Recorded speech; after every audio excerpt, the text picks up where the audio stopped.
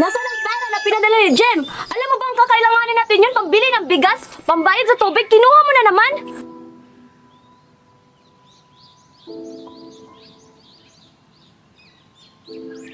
Ako si Jed. Ano bang paki mo? Ha? Ano bang may Ganito meron na kay Jim? talaga buhay ko Gamit araw-araw. mo. Alam mo Halos si Jem gawa. lang, hiya naman, no? Alam mo bang ilang araw na akong nakabilang sa araw para lang may makain ka? Pero hanggang Wala ngayon, namang wala ka pa kaibigan. rin trabaho! Wala pang makain. Jed, pasensya ka na ha. Kinuha kasi ng tatay mo yung pera na pinadala sa akin ng kuya mo. Ito, baon mo. Pagkasyahin mo yan ha. Kaya araw-araw, papasok ng walang almusal.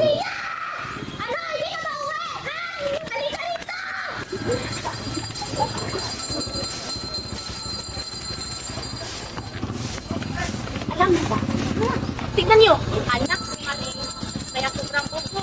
Hindi kasi pinapakain ng tama. Dating hero pa yung ama. Buti pa yung anak ni Isay. Matalino. Valedictor yan. Ewan ko na lang ba, may kinabukasan pa ba yung bata yan? Alam niyo ba, yung dating kaibigan ni Kriston, maaga nakabuntis. Naku, Yan ang punta ko sa batang yun. naririnig ko araw-araw sa kalye. Sa buhay. Kasabayan pa yan ng papangkusgang tingin.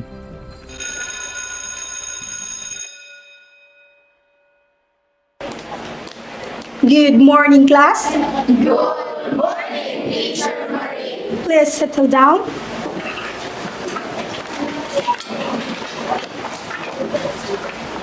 Please take down your notes because today I'm going to read a story about how Auden lost his eye. Dahil kapasok ko lang dito, Written by Catherine and bali Sarah. transferi ba?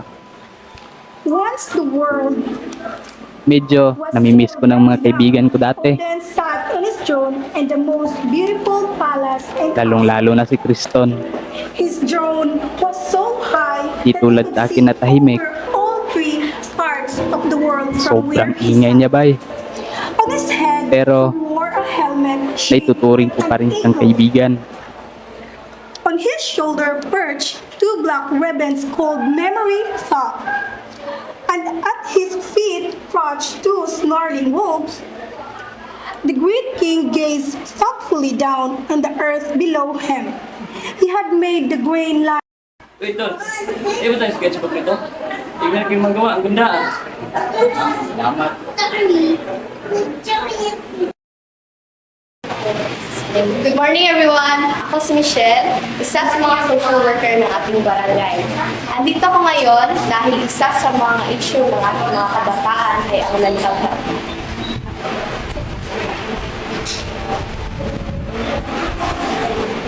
Yun lang, salamat sa pakikinig. Basta tatandaan nyo na hindi kayo nag-isa.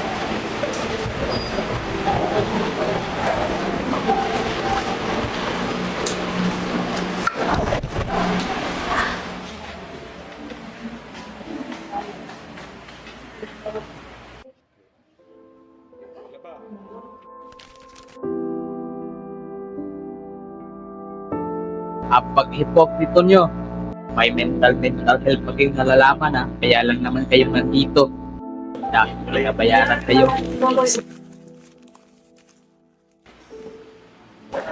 Okay, class, get 1/4 sheet of paper because today we'll be having a short quiz about research.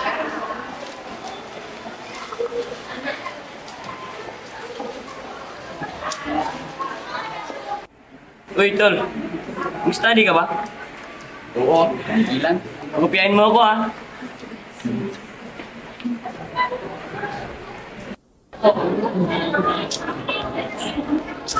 Uy, pre. Tara. Just tayo. Pasok na tol, nakalimutan ko sa baon mo. Huwag kang mag-alala. Lilibre na kita. Tapos, ano mo sa busog? Lilibre ka na nga. Tapos tatanggihan mo na. Sabi mo Tara na. Exam season ng time na yon. Kaya, yun, todo study ang lahat. Kaya pati kami ay nag-study din para makapasa talaga. Our Gonzales and Danilo. For those are the passers of the exam. Congratulations, everyone. Bay, pumasa tayo. Napakagaling natin. pre. Samahan mo ako mag-celebrate dahil bumasa tayo. Wait, pre. Dapat nga, maging proud yung mga magulang mo dahil bumasa tayo eh. Kaya, yun, pilitan akong sumama sa kanya. Hindi ka na pre. Huwag ka nang mahiya. Mga kaibigan natin sila. Huwag kang mag-alala.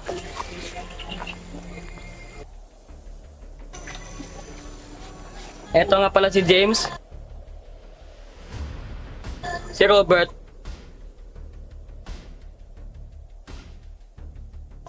Si David. At saka si Rowan.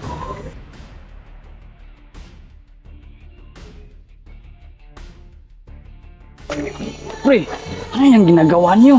Wala yan pre, libangan lang namin yan. Pangpalipas lang ng oras kumbaga. Bakit pre? Napatanong ka?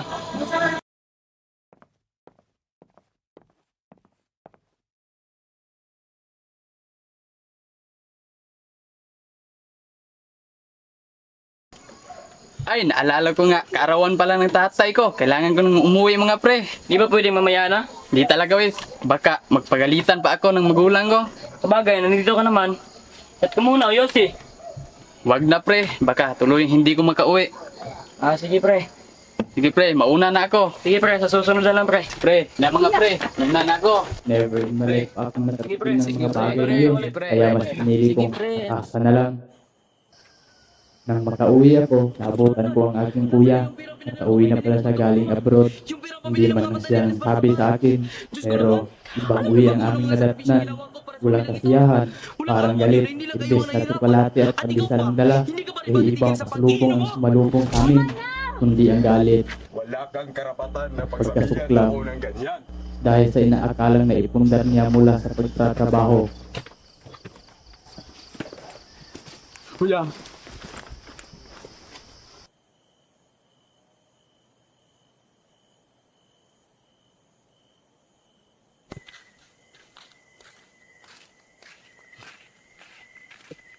Muna kayo doon. Sweet tol, dito ka lang pala. Okay ka lang ba? Kala ko ba, birthday ng tatay mo? Eh, tindihan kita. Ganyan talaga yung buhay eh. Minsan, kailangan natin tanggapin yung realidad. realidad. Ganito ba talaga kasama ang mundo sa atin? Ganyan talaga yung buhay eh. Tara, samahan mo lang ako. Puha muna tol. Makakakita ako sa'yo.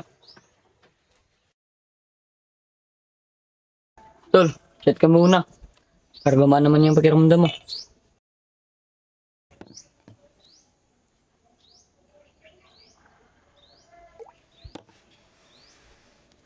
Pre, tanong ko lang.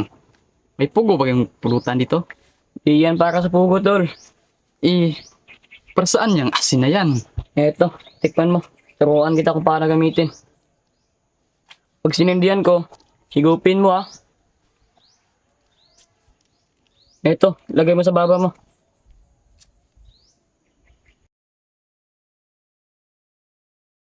Meron ka pa ba nito? Saka masama ang palad tol. Isang pakete lang binili ko. Pero kung gusto mo po talaga, kailangan mo paghirapan. Trabahuan mo. O gawan mo ng paraan. Eh, anong paraan? Basta, sumama ka lang sa akin bukas.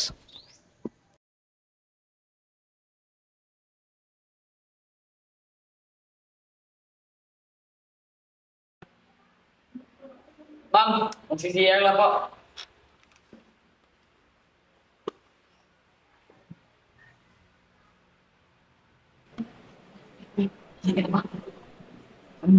Yung paraan na pinagplanuan ko ako.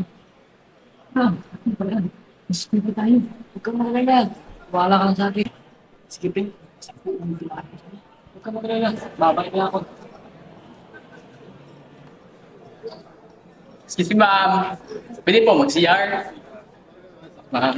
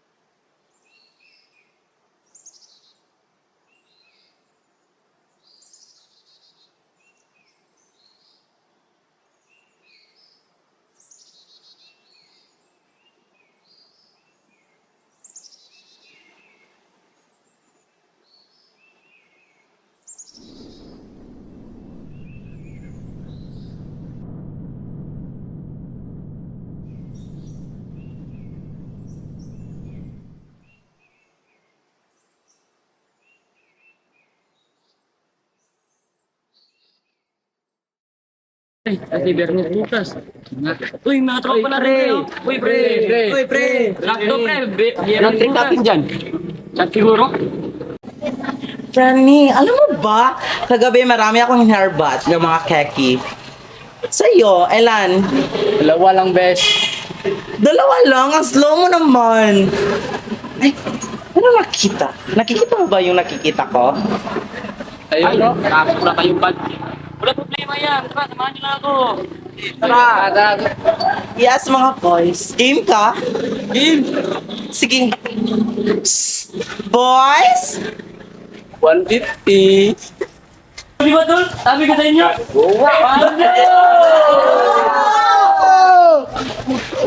Hi! Hi! Saan kayo? Tagal-tagal lang.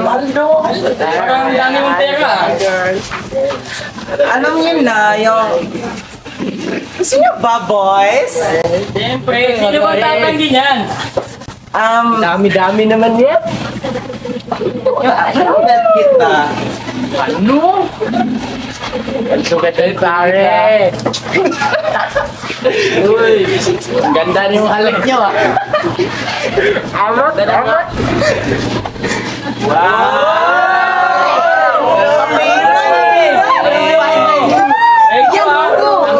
Meron na tayong pantagay, pre! Yummy! May pira, may chicks pa! Shot! Tagay! Ang sarap! Ito pre, inom ka muna pre.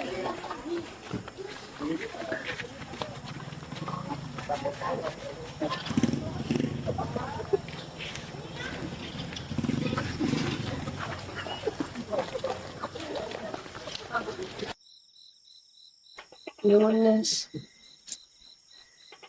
Martes. Miyerkules. Huwebes. Anong Biyernes. Hindi to aabot. Panggamot. Pambaon. Kuryente.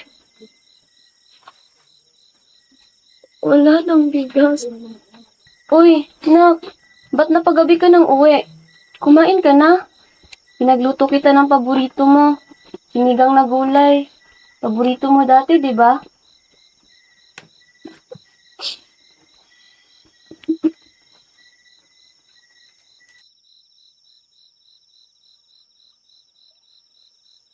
Ano putong? Barya na to, Nay.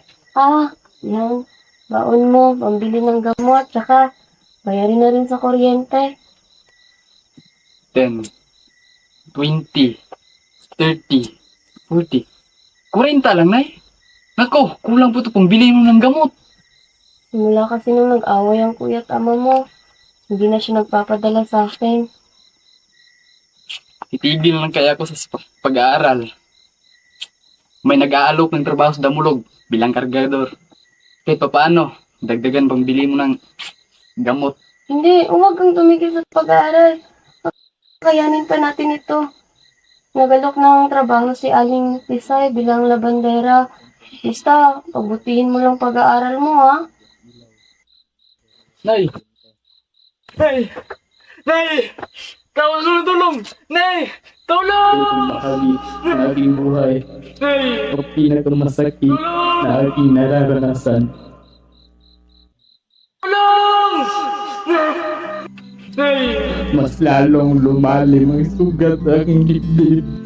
Ako ang dahilan kung bakit namatay si inay. Kasalanan ko itong lahat.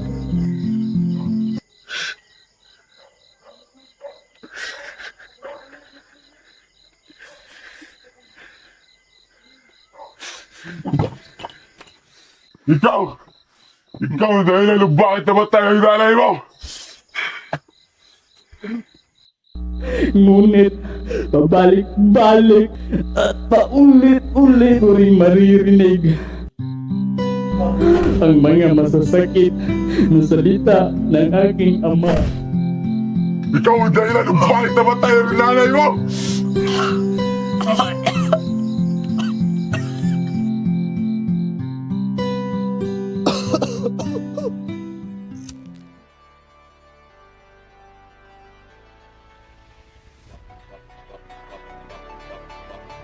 Hindi ko naman kailangan ng tulong eh. Nandyan si Nay.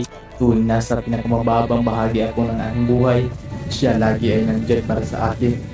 First time kong maka-experience ng totoong kaibigan. Mahal ko siya.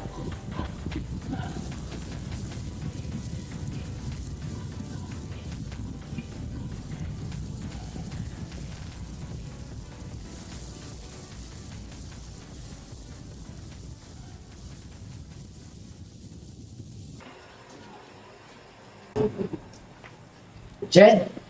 Jed, ikaw ba yan? Grabe, no? Gano'n ba talaga kalakas ng Diyos mong binago ka talaga? Asos, huwag mong ganyan ang salita ng Diyos, Jed. Salita ng Diyos, dasal ako ng dasal. Wala namang dumadating. Bakit, Jed? May problema ka? Wala, pre, wala. Hindi ganyan ang Jed na alam ko. Alam mo, ang Jed na alam ko, tahimik lang yun. Matalino. Kaya sabihin mo nga sa akin, pre, may problema ka ba? Nandito ako, handa ko tutulong sa'yo. Wala, pre. Alis na ako. Masaya ko dahil kita tayo. Teka, samahan na kita. Huwag na, pre. Huwag na, huwag na. Ay, sus. Tungkol na naman to sa tatay mo, no? Naintindihan kita. Tara na.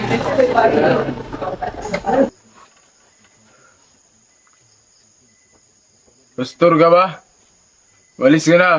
Hindi kami naniwala sa Diyos mo. Teka lang po. Kilala niyo po ako. Chris po, di ba? Chris? Kriston? Yung adik na kaibigan ni Jed? Manong Ed, mag-usap nga po tayo.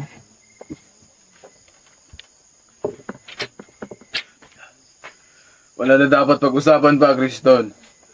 Uli na ang lahat. Wala nang magbabago.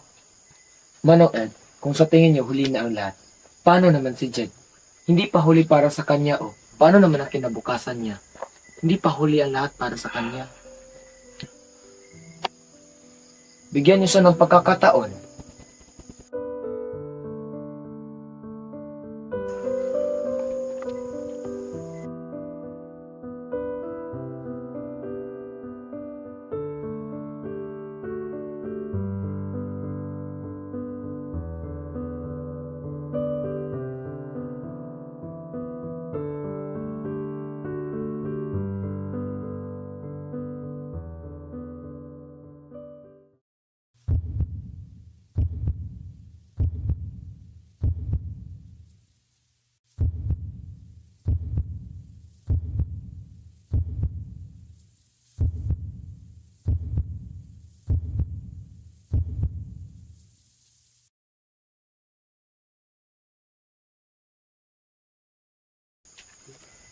Tama ka.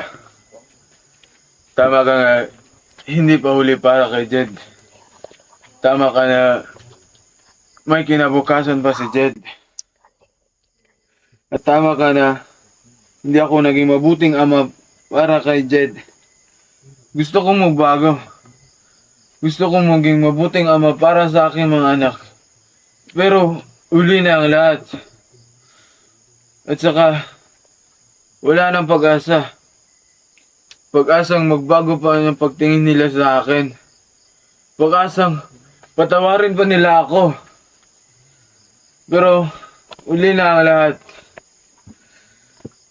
Wala na akong magagawa. Manoed, huwag kang mawala ng pag-asa. Dahil hindi pa huli ang lahat. Maaari ka pang magbago, gawin ang tama, at hingin ang kapatawaran ng mga anak mo. Basta Manoed, magtiwala ka lang sa sarili mo, sa Panginoon, dahil may pag-asa pang magbago ang lahat, lalo na sa'yo. Jed? Jed! Sabi mo sa mahal mo lang ako. Hindi pakilaman ang buhay ko. Jed! Pilitan ng lumaya sa tahanan. Nagpalaboy. Nagtulak.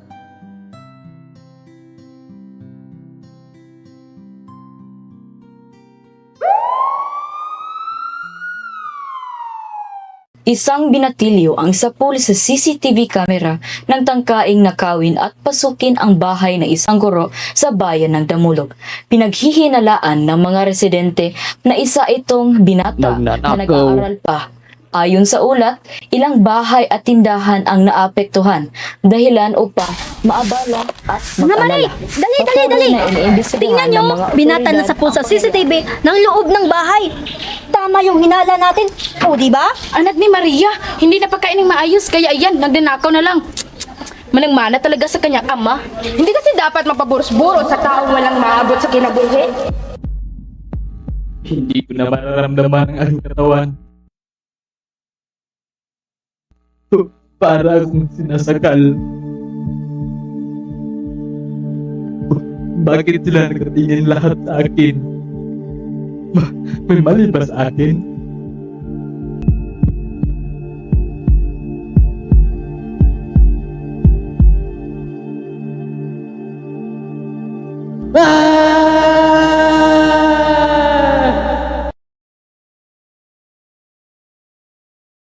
Kayong tatlo, kalibutan nyo! Biglang, anong ibig sabihin nito? Jed! Musta ka na? Ilang araw ka na hindi sumasama sa amin ha? Alam namin na ikaw yung nasa balita. Pag nahuli ka, madadamay kaming lahat. Abulin nyo!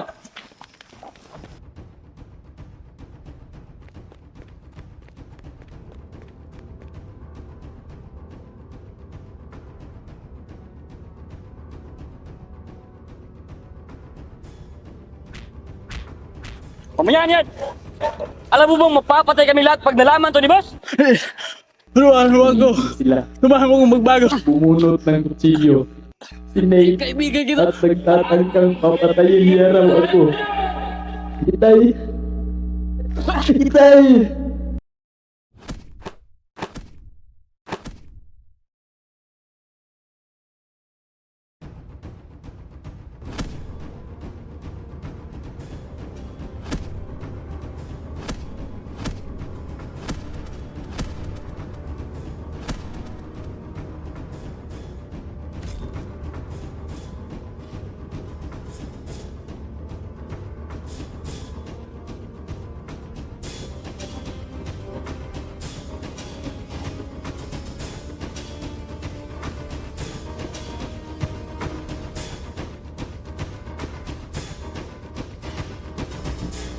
Sinisikap kong maging mabuting anak.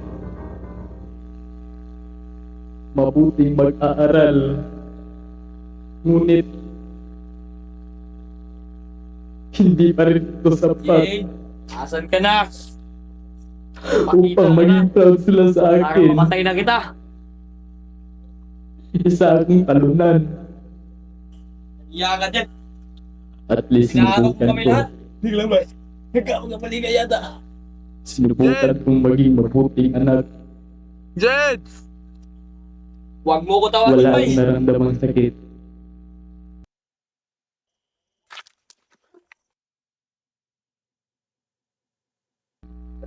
Itay! Hinahanap ko ang tunay na landas. Itay! Ngunit, sa tagal kong paghahanap, nananaig na ang galit sa aking puso. Ang galit na hinanais na iligtas ang aking pinagsisihan ko po lahat. Hindi ako naging mabuting ama. Hindi ako naging mabuting asawa.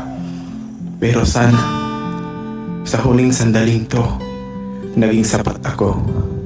Sapat upang maipakita ko sa inyo ang pagmamahal ko. Dahil kung may isang bagay man akong naggawang tama, iyon ay ang iligtas ka. Nagawa ko sa inyo. Sinisi ko lahat sa inyo.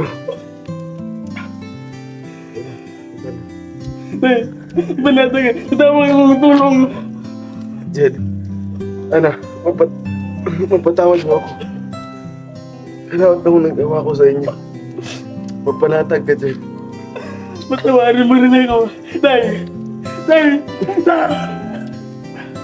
Jed, sa lahat ng pinapangarap mo, suportahan kita. Panatag ka.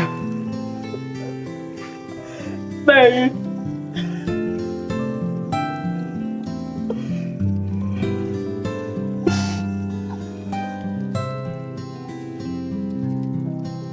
Kahit kapalit ay ang buhay ko.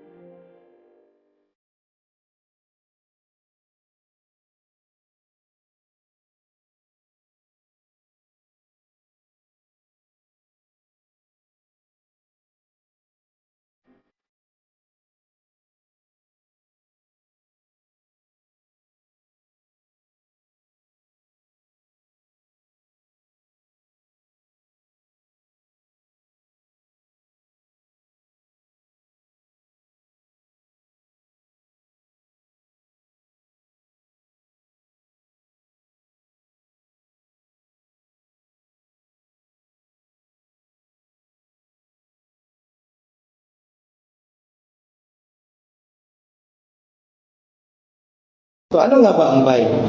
So ang bay ay isang Cebuano slang na sa Ingles ay nangangahulugang kumpanyo at sa Tagalog naman ay kaibigan. Sila yung mga taong sila yung mga taong hindi mo lang kasama sa saya sa buhay.